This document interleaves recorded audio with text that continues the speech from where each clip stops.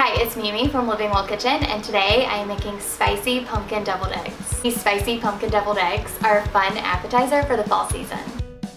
Start by peeling and slicing the hard-boiled eggs. Transfer the yolks to a bowl and set aside the egg whites. Yes, those are some ugly green edges around my eggs, but the color's gonna go away. You're not gonna be able to taste it because they're spicy thanks to the harissa paste, and the pumpkin is gonna give it enough flavor and color that you will not see the ugly green. Add the pumpkin and harissa paste and stir. Whenever I'm taking something out of a jar and I'm not gonna use the whole thing, I like to use a clean spoon to transfer to the measuring spoon because otherwise you could potentially contaminate your entire jar. You wouldn't want to get eggs into your harissa paste. Add the salt and some pepper. I like that adding pumpkin and harissa paste helps it stay creamy so you don't have to use mayo, but you still get tons of flavor. Then finish it off by adding a little lemon juice.